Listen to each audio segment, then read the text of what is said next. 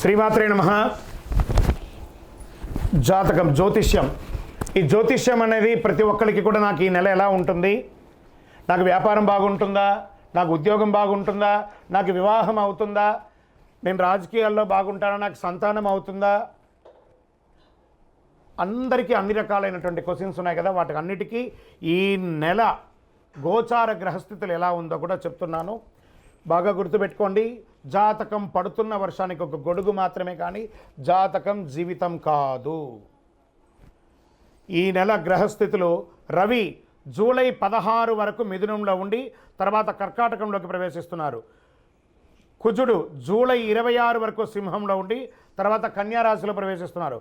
బుధుడు ఈ నెలంతా కర్కాటక రాశిలో ఉంటున్నారు. గురుడు ఈ నెలంతా మిథున రాశిలో ఉంటున్నారు. శుక్రుడు జూలై 24 వరకు వృషభ రాశిలో ఉండి తర్వాత మిథున రాశిలోకి ప్రవేశిస్తారు.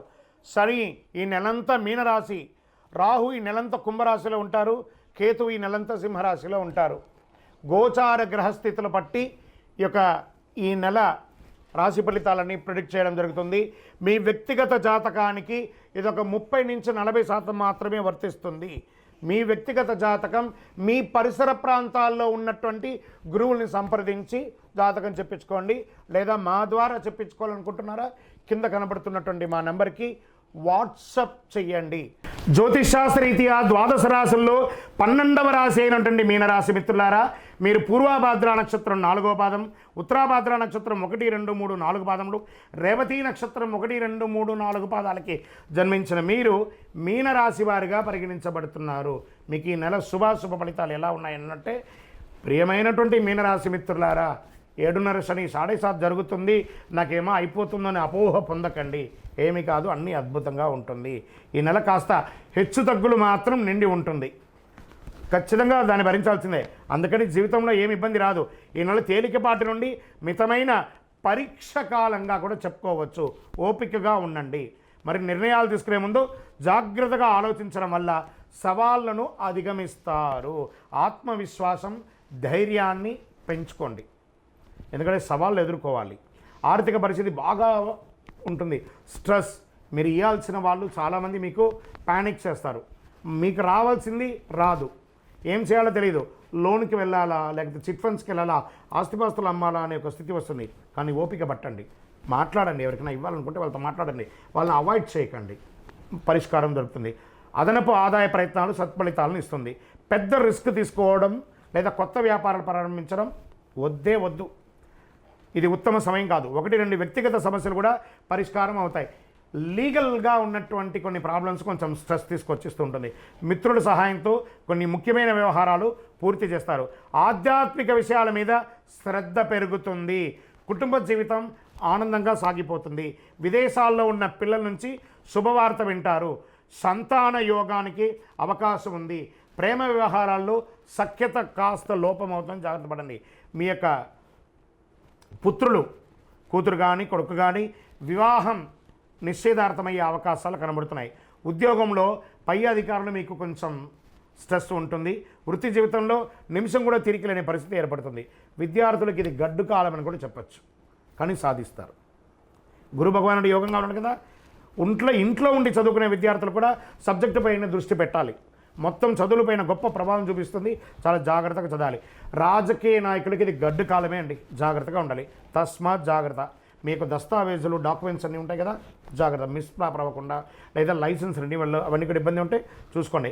వ్యవసాయదారులకి చాలా బాగా ఉంటుంది. మీడియా రంగం, ఐటీ రంగం వారికి చాలా బాగుంటుంది. ఆహారం తీసుకునేటప్పుడు ఆచితూచి ఆహారం తీసుకోండి. చంద్రాష్టమం జూలై 4, 7, 2025 3:19 ఉదయం నుండి 6, 7, 2025 4:01 వరకు చంద్రాష్టం ఉంటుంది. మళ్ళీ ఇదే నెల రెండోసారి కూడా చంద్రాష్టం వస్తుంది. 31, 7, 2025 11:15 ఉదయం నుండి 2, 8, 2025 11:52 వరకు చంద్రాష్టం ఉంటుంది. కాబట్టి ఈ యొక్క 2 రోజులు చాలా ఆచితూచి వ్యవహరించండి. ఏ విధమైనటువంటి దస్తావేజుల మీద సంతకం పెట్టాలన్నా, ఇతరులతో మాట్లాడాలన్నా చాలా జాగ్రత్త. ఏ విధమైనటువంటి మాట పట్టింపులకి అన్నదమ్ములు, అక్కచెల్లెలు, బంధుమిత్రులతో వెళ్ళకండి. ఓవరాల్ మీనరాశి వారు జాగ్రత్త. జాగ్రత్త జాగ్రత్త. మరి ఏం చేయాలి దీనికి? స్వామి మాకు ఏమైనా పరిహారం ఉందా, ఆరాధించాల్సిన దైవం ఏమైనా ఉందంటే కాలభైరవాష్టకం చెప్తూ ఉండండి, ఆదిత్య హృదయం చెప్పండి. ఆరోగ్యానికి మీ యొక్క ఇష్టదైవాన్ని ప్రార్థన చేయండి. ప్రతిరోజు ఒక ప్రదక్షిణం నవగ్రహాలకి పక్కన ఉన్న దేవాలయంలో ప్రతిరోజు వెళ్ళండి. ఒక 5 నిమిషాల పని, ఒక 19 ప్రదక్షిణాలు నవగ్రహాలకి తిరిగి రండి. ఆ శని భగవానుని ప్రార్థన చేయండి. నాలుక మీద వచ్చి కూర్చున్నాడు సాడేసాత్. జాగ్రత్త. ఏం చెప్పాలి ఆయన దగ్గర? దేహి మే బుద్ధి వైశిష్ట్యం, దేహి మే నిత్య యవ్వనం, దేహి మే పరమానందం, దేవదేవ జగత్పతే శనైశ్వర, నువ్వు తప్ప మాకు వేరే దిక్కు లేదు, అన్యదా శరణం నాస్తి అని ఆయన పాదాలను పట్టుకోండి. అన్ని సమస్యలు తొలగిపోతాయి. శుక్రవారాల్లో అమ్మవారికి రావుకాల సమయంలో నెయ్యి దీపం వెలిగించండి. ఇంకను మీ వయస్సు ఎంత ఉందో అన్ని దీపాలను శని భగవాన్ని ముందర వెలిగించండి నువ్వుల నూనెతో.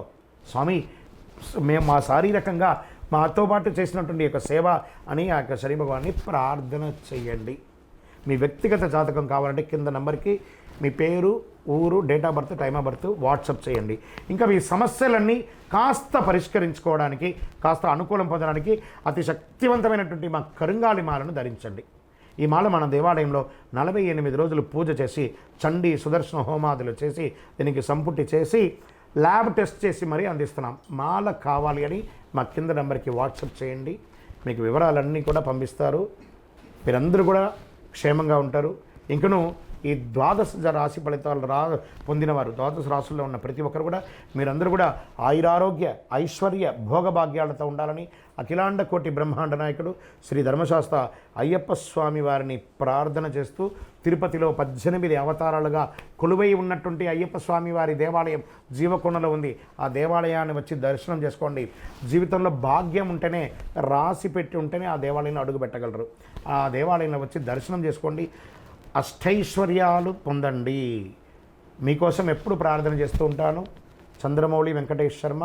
వందే మాతరం, వందే మాతరం, వందే మాతరం. విజయోస్తు.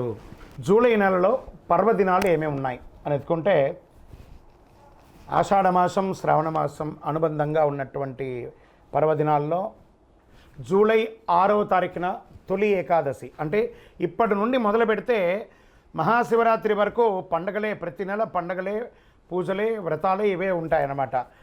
జూలై 6వ తారీఖున తొలి ఏకాదశి, జూలై 10వ తారీఖున గురు పౌర్ణమి, జూలై 14వ తారీఖున సంకష్టహర చతుర్థి, వెంటనే శ్రావణ మాసం కూడా వచ్చేస్తుంది. పండగలు ప్రతి ఒక్కళ్ళు కూడా వస్తున్నటువంటి పండగలన్నింటినీ దృష్టిలో పెట్టుకొని ఏ రకమైనటువంటి రిచువల్స్ ఏ పద్ధతుల ప్రకారం చేయాలో ఆ పద్ధతి ప్రకారంగా చేసుకోండి. నమస్కారం.